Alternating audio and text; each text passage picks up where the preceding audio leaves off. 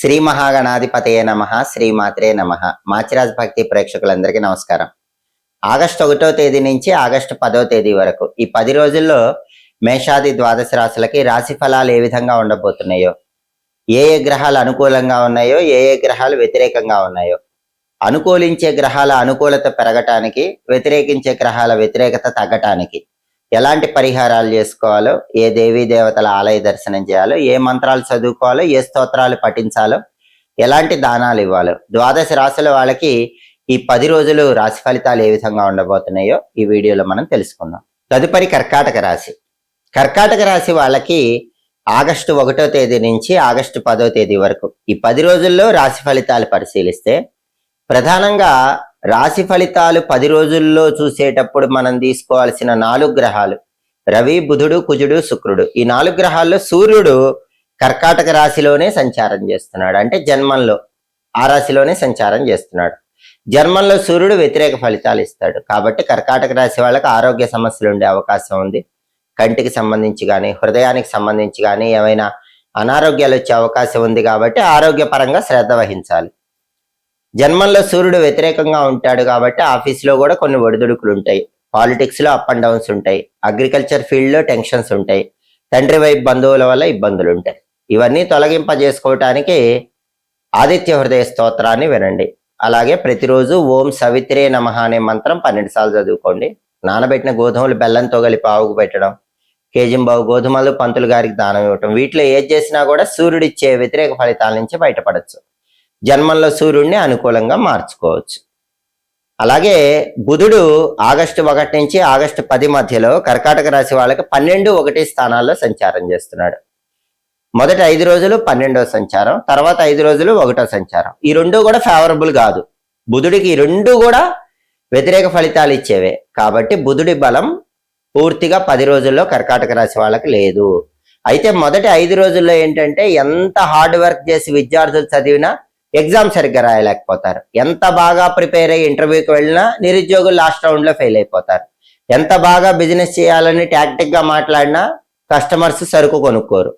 అలా విద్యార్థులకి, నిరుద్యోగులకు, వ్యాపారస్తులకి కష్టం ఎక్కువ పడినా ఫలితం తక్కువ ఉంటుంది. ఎందుకంటే 12వ స్థానంలో మొదటి 5 రోజుల్లో బుధుడు ఉన్నాడు. ఆ తర్వాత 1వ స్థానంలోకి వస్తాడు. 1వ స్థానంలోకి వచ్చినా నెగిటివ్ రిజల్ట్సే కాబట్టి విద్యార్థులకి, నిరుద్యోగులకి, వ్యాపారస్తులకి కొంతవరకు వ్యతిరేక ఫలితాలే కనిపిస్తాయి.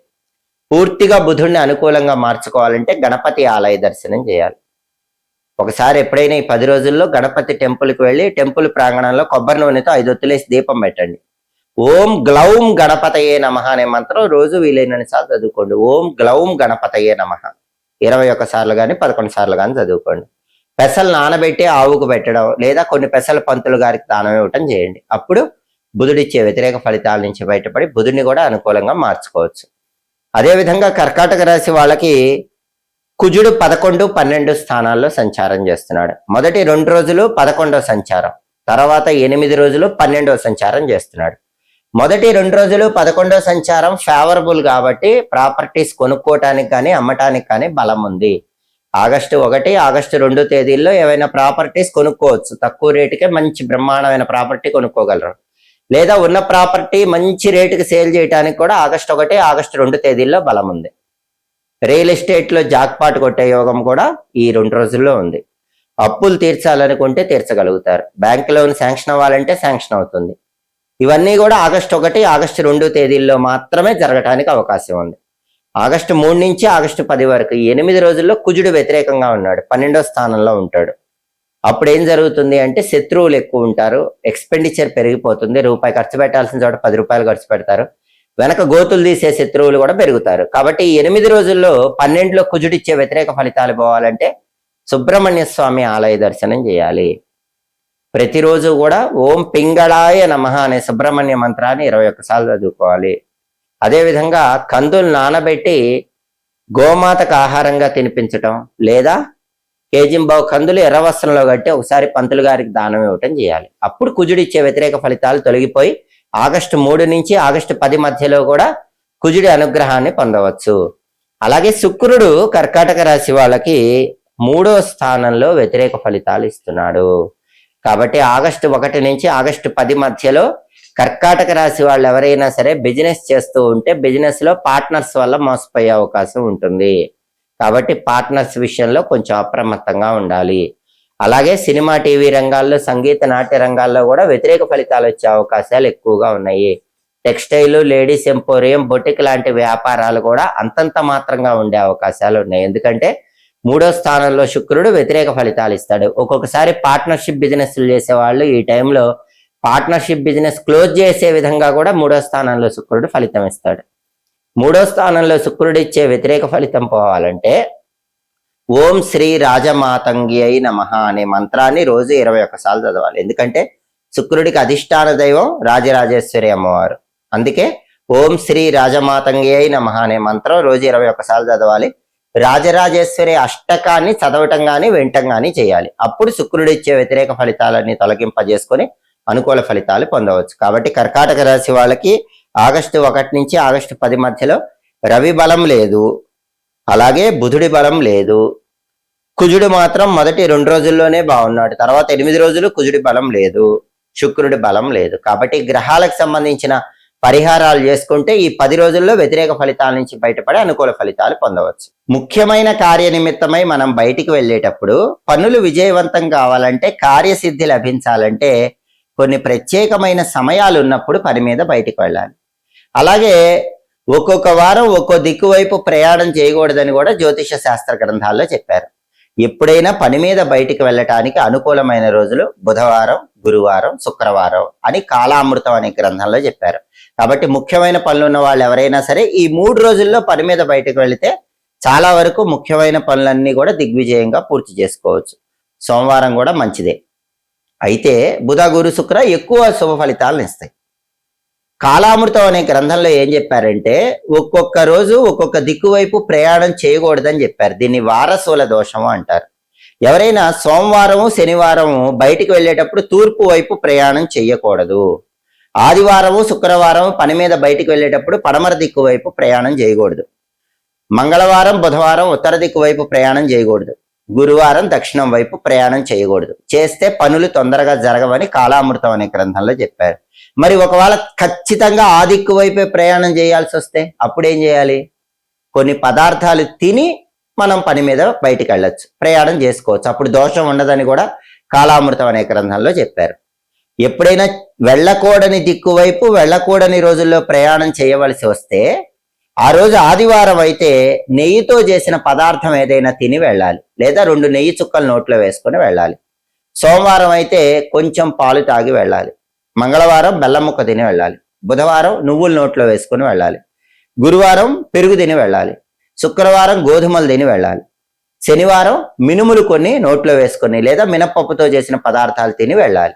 ఇట్లా వారాన్ని బట్టి ఆ పదార్థం తిని గనక మనం పని మీద బయటికి వెళితే వారసుల దోషం ఉండదు. అంటే ఫలానా వారం ఫలానా దిక్కుకు ప్రయాణం చెయ్యకూడదు అని ఉన్నప్పటికీ ఆ దిక్కు వైపు వెళ్ళినా ఎలాంటి ఇబ్బందులు ఉండవు. అలాగే కొన్ని సమయాలు కూడా జ్యోతిష శాస్త్రంలో చెప్పారు. అవి చాలా అద్భుతమైన సమయాలు. అసలు కష్టసాధ్యమైన పని కూడా బ్రహ్మాండంగా సక్సెస్ అవ్వాలంటే ఆ సమయాల్లో బయటికి వెళ్ళాలి. వాటిలో మొట్టమొదటిది గోధూళి ముహూర్తం. గోధూళి ముహూర్తం అంటే ఏంటంటే సూర్యాస్తమయం సమయంలో ఆవులన్నీ ఇంటికి తిరిగి వచ్చేటటువంటి సమయాన్ని గోధూళి ముహూర్తం అంటారు. సరిగ్గా ఈ టైం ఎప్పుడు ఉంటుందంటే మీరు ప్రతిరోజు పంచాంగం చూసుకుంటే సూర్యోదయం, సూర్యాస్తమయం అని ఉంటాయి. సూర్యాస్తమయానికి 12 నిమిషాల ముందు మొదలయ్యి సూర్యాస్తమయం తర్వాత 12 నిమిషాల పాటు కొనసాగే కాలాన్ని గోధూళి ముహూర్తం అంటారు.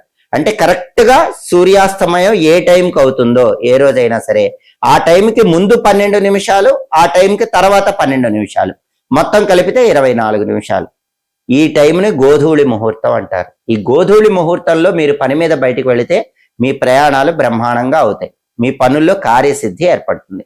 అలాగే ఇంకొక అద్భుతమైన ముహూర్తం గురించి కూడా మనకి కాలామృతం అనే గ్రంథంలో చెప్పారు. అదే అభిజిత్ ముహూర్తము. అభిజిత్ ముహూర్తం అనేది ప్రతిరోజు మధ్యాహ్నం టైంలో ఉంటుంది. సరిగ్గా మధ్యాహ్నం స్టార్ట్ అవ్వటానికి 24 నిమిషాల ముందు మొదలవుతుంది. మధ్యాహ్నం స్టార్ట్ అయిన తర్వాత 24 నిమిషాలు కొనసాగుతుంది. అంటే మధ్యాహ్నానికి ముందు 24 నిమిషాలు, మధ్యాహ్నానికి తర్వాత 24 నిమిషాలు, మొత్తం 48 నిమిషాల కాలాన్ని అభిజిత్ కాలము అంటారు, అభిజిత్ ముహూర్తం అంటారు. ఈ టైంలో పని మీద బయటికి వెళ్ళినా బ్రహ్మాండంగా విజయం లభిస్తుంది. కాబట్టి గోధూళి ముహూర్తంలో కానీ అభిజిత్ ముహూర్తంలో కానీ పని మీద బయటికి వెళ్ళండి. అలాగే ఒక్కొక్కసారి ప్రయాణాలు అస్సలు చేయకూడని తిథులు ఉంటాయి. అష్టమి నవములు కష్టపు దినములు అంటారు. ఆ రోజుల్లో సహజంగా అందరూ ప్రయాణాలు చేయరు, పని మీద వెళ్ళరు. అంటే యోగం బాగుంటే మళ్ళీ ప్రయాణం చేయొచ్చు, అది వేరే విషయం. కానీ సహజంగా వెళ్ళరు. యోగం బాగున్నప్పుడు వెళ్ళినా దోషం ఉండదు. ఒకవేళ యోగం కూడా బాగోకపోతే, అష్టమి నవమి వస్తే చాలా మంది ప్రయాణం చేయరు. అలాగే ద్వాదశి దగ్ధం అంటారు, ద్వాదశి రోజు కూడా చాలా మంది ప్రయాణం చేయరు. అలా చేయకూడని రోజుల్లో ప్రయాణం చేయాల్సి వచ్చినప్పుడు ఏం చేయాలంటే, మనకు జ్యోతిష శాస్త్రంలో నిర్గమనము అని ఒక విధి విధానం చెప్పారు. దీన్నే నిర్ఘ్యము అనే పేరుతో కూడా పిలుస్తారు. వాడుక భాషలో నెగ్యం అంటారు. నెగ్యము, నిర్గమనము, నిర్ఘ్యము అంటే అర్థం ఏంటంటే, చేయకూడని రోజుల్లో మనం ప్రయాణం చేయాల్సి వస్తే ఆ రోజుకు ఒక రోజు ముందు కానీ 2 రోజుల ముందు కానీ మనకు సంబంధించిన బట్టలు ఏవైనా మన స్నేహితుల ఇళ్లలో కానీ బంధువుల ఇళ్లలో కానీ ఉంచుతాం. ఆ రోజు వచ్చినప్పుడు మనం హాయిగా ఆ బట్టలు తీసుకొని ప్రయాణం చేయొచ్చు. దీన్నే నిర్గమనము, నిర్ఘ్యము, నెగ్యం అనే పేర్లతో పిలుస్తారు. అప్పుడు ఆ దోషం ఉండదు. అందుకే చాలా మంది ముందే స్నేహితుల ఇళ్లలో కానీ బంధువుల ఇళ్లలో కానీ ప్రయాణం చేయటానికి ముందే బట్టలు పెట్టి వచ్చేస్తూ ఉంటారు. దీన్నే నెగ్యం పెట్టడం అంటారు. అయితే అలా వేరే వాళ్ళ ఇళ్లలో బట్టలు పెడితే మనం ఆ రోజే ప్రయాణం ప్రారంభించినట్టు అయిపోతుందని జ్యోతిష శాస్త్రంలో చెప్పారు. కానీ అలా ఇంకొకళ్ళ ఇళ్లలో మనకు సంబంధించిన బట్టలు పెట్టిన తర్వాత 3 రాత్రులు పూర్తయ్యేలోపు మనం ప్రయాణం చేయాలి. అప్పుడే ఈ నెగ్గం అనేది పనిచేస్తుంది. కేవలం బట్టలు మాత్రమే కాదు, మనకు సంబంధించిన వస్తువులు కొన్ని పెట్టచ్చని కూడా కాలామృతం అనే గ్రంథంలో చెప్పారు. కానీ చాలా మంది బట్టలే పెడతారు. ఆ వస్తువులు ఏంటంటే గొడుగు పెట్టుకోవచ్చు. మన గొడుగు తీసుకెళ్లి వాళ్ళ ఇంట్లో ఉంచినా కూడా మనం ప్రయాణం ప్రారంభించినట్టే అవుతుంది. మన ఇంట్లో బియ్యం కొన్ని తీసుకెళ్లి వాళ్ళ ఇంట్లో ఉంచినా కూడా మనం ప్రయాణం ప్రారంభించినట్లే అవుతుంది. కాబట్టి ఎవరైనా సరే పని మీద బయటకు వెళ్ళేటప్పుడు, ప్రయాణాలు చేసేటప్పుడు ఇలా గోధూళి ముహూర్తము అలాగే అభిజిత్ ముహూర్తం చూసుకోండి. ఇలా నెగ్గం పెట్టండి. అంటే చేయకూడని రోజులో ప్రయాణం చేయాల్సి వచ్చినప్పుడు ఆ రోజుకు ఒక 2 రోజుల ముందు లేదా ఒక రోజు ముందు మీ బట్టలు కానీ గొడుగు కానీ బియ్యం కానీ మీకు తెలిసిన వాళ్ళ ఇళ్లలో ఉంచండి. ఏ రోజు ప్రయాణం చేయాలో ఆ రోజు ప్రయాణం చేసినా మీరు ముందే ప్రయాణం చేసి వెళ్ళినట్టు అవుతుంది. అప్పుడు మీ పనులు సులభంగా పూర్తి చేసుకోవచ్చు. ఎప్పటికప్పుడు జ్యోతిష శాస్త్ర పరంగా గ్రహాల సంచారంలో వచ్చే మార్పులు తెలుసుకోవాలన్నా, దినఫలాలు తెలుసుకోవాలన్నా, 10 రోజుల ఫలితాలు తెలుసుకోవాలన్నా, మాస ఫలితాలు తెలుసుకోవాలన్నా మాచిరాజ భక్తి ఛానల్ తప్పకుండా చూడండి. మా వీడియోస్ మీకు నచ్చినట్లయితే మా ఛానల్ లైక్ చేయండి, కామెంట్ చేయండి.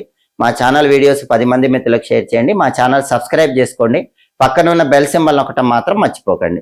సర్వే జనాః సుఖినో భవంతు. స్వస్తి.